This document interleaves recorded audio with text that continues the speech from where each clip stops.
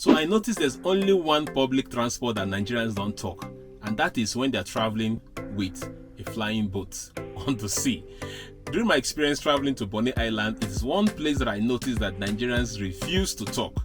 Whether it's on the flights, on the plane, on the road, on the train, they talk and talk a lot. But on the boat, everyone was so dead quiet. In today's video, I will share with you 5 culture shocks that you will experience when you visit the northern part of Nigeria. And just to help you understand, Nigeria is a huge and a beautiful country divided into 6 geopolitical zones. But it is safe to say that Nigeria is majorly divided into 2 distinct parts, the north and the south. This culture shock is based on my experience as someone who is from the southern part of Nigeria. So number 1, most people expect you to speak the HAUSA language. Although there are over 100 languages spoken in the northern part of Nigeria, however, HAUSA language is the most common among the states. Naturally, most people just expect you to hear and speak the language despite not being from that part of the country. Some even go as far as trying to ridicule you or make fun of you if you say you cannot speak it. Or they will just reply you, "Ba Turanchi," which means "I don't hear English," even though they do hear. But they said that in defiance just to prove that if you don't hear Hausa, then they don't also hear your English.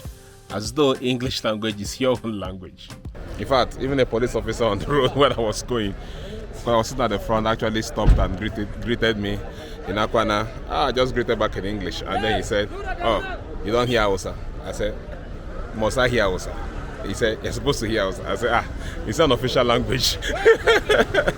If I hear it, it's a plus for me, but it's not a compulsory thing that I must hear it. So that's the first thing. People just expect you to hear it. So they just, when they meet you up, they just start speaking that to you because they expect you to hear it. When you don't, I mean, some people just carry on while others feel like you should have heard it. That's funny anyway. Alright, so that's the first culture shock you get if you ever visit northern Nigeria. It's not like that everywhere, but majority of the northern states I visited is just that way. While this may be a culture shock, it also has its positive effect, as it can push you to learn the Hausa language, especially if you're looking to live or do business in the northern part of Nigeria. And from what I hear, learning the language is easy, so why not try? This is very different from when you visit the southern part of the country, especially from where I come from, where people speak the Igbo language. They don't really expect you to hear or to speak the language. However, if you visit the southern part of Nigeria, there are culture shocks which I will share in the next video. Number 2, stopping vehicle to pray while on transit. When you travel on the public bus in northern Nigeria, expect to get stopped on the road for Muslim prayers.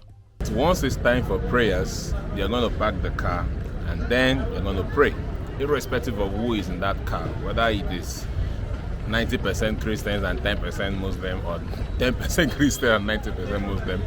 That car is going to be parked and they're going to pray. Alright, so in case you visit the north, so you should not be shocked by that because that's what happens. So I've experienced that almost everywhere I travel around in the north. Even though it's a public bus, alright, they still have to park it, you have to wait, you have no choice but to wait. You know, this is why I laugh when people say Nigeria is a secular state, Nigeria is not a religious state. That's not true. Nigeria is a religious state. Religion is mixed in everything that we do. When there is a public meeting, even in offices, people pray. They pray the Christian prayer, they pray the Muslim prayer. When it's an event, they pray. When it's this now on the road now, especially from the north, they park car and then they pray. So Nigeria is just a religious country, not really a secular country. I say that because, I mean, if you go to other secular countries, for instance, when I travel to Korea, you know, you don't see things like that. In fact, when I even had some of my Korean friends who came to Nigeria to, you know, we worked together and then, they attended a public meeting that we had in Nigeria, they were very shocked to see that before the meeting starts, that people have to pray first. You know, normally they will say like everybody pray your individual faith. People will pray, or they will pray the Christian prayer, pray the Muslim prayer. So they are really, really shocked to see that prayers were offered in a public event. Unlike in their own, you know, they separate religion from, public or government affair, whatever you want to call it. So religion is your religion, you practice it, it's your thing, it's your personal faith or whatever you want to do. But when we're having like, you know, a public event that involve all people that have all kinds of faith. Nothing like religion or faith is brought in there. You understand? So you just keep it circular. So we'll do, and that's it. I mean, that's how it is in Korea and other circular states around the world. But in Nigeria, nah, that's not how it is. We're going to do Christian prayer, we're going to do Muslim prayer. And if you're traveling on the road like me now, you will have to stop and wait for your brothers, your Muslim brothers, to pray. After which, you can continue your journey. So right now I'm sitting down in the filling station. That's my box at my back, and I've been sitting down here for like 10 minutes, going to 15. I don't even know, today prayer is like it's even more longer. Alright, so I've been sitting here and waiting. So that's a culture shock, really. That's it. This is quite different from what is obtained in the southern part of the country, where buses may stop, but certainly not for prayers. Less police officers on the road. One thing you'll notice when you travel by road in Nigeria is the roadblocks that are mounted by the Nigerian police and the military checkpoints. In the southern part of the country, this is the most crazy and annoying thing that you'll witness. There are roadblocks almost in every 1 to 5 kilometers on the road. But in the north, I was shocked to see that there are little or no roadblocks on the road when I traveled. We have to travel for miles and miles if I can find any police roadblocks, and when you encounter them, it's totally a different experience from what you experience in the south, which I'll talk about in a different video. While some may argue that the increased roadblocks in the southern part of the country is due to the increased insecurity in the southeast, but that is just a baseless argument for two reasons. First being that in 1999, when I did my first road trip from Rivers State to Enugu State, I could notice and see multiple roadblocks on the road. Even though now that roadblocks has tripled. And secondly, while there are insecurity in the south, there's also insecurity in the north, and yet you get to see little or no roadblocks, which makes it a culture shock for me. Too much talk. Unfortunately, Nigerians are known for talking too much in public space, whether they are in the plane, in the car, or on the train. So I noticed there's only one public transport that Nigerians don't talk, and that is when they're traveling with a flying boat on the sea. During my experience traveling to Bonny Island, it is one place that I noticed that Nigerians refuse to talk. Whether it's on the flights, on the plane, on the road, on the train, they talk and talk a lot.